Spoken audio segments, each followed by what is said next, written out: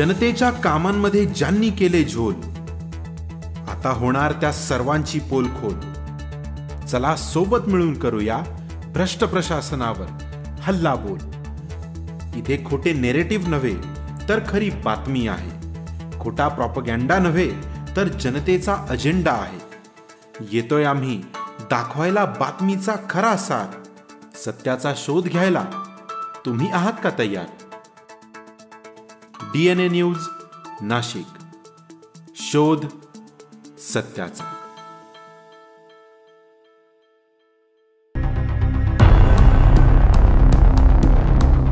काही दिवसांपासून प्रशिक्षणार्थी IAS अधिकारी पूजा खेडकर, सोलापूर तहसीलदार बाळू मरकड यांचं दिव्यांग प्रमाणपत्र बनावट आढळून आल्यानं राज्यभरात खळबळ उडाली होती।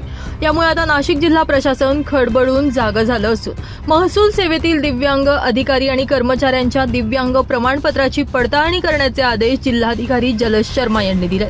यामुळे आता वर्षानुवर्ष दिव्यांग प्रमाणपत्राचा लाभ घेणाऱ्या अधिकारी आणि कर्मचाऱ्यांची चांगलीच धांदल उडतीये।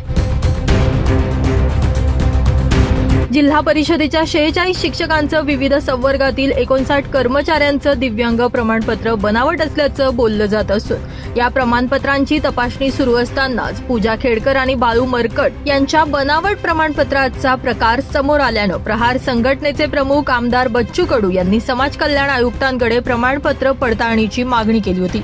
याच पार्श्वभूमीवर जिल्हाधिकाऱ्यांनी दिव्यांग प्रमाणपत्राच्या पडताळणीची चौकशी करून अहवाल सादर करण्याचे आदेश संबंधित अधिकाऱ्यांना दिलेत।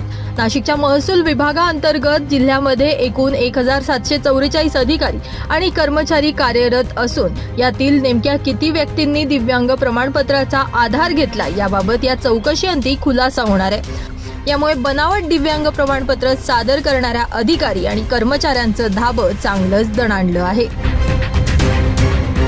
Bureau report DNA Nashik news Nashik.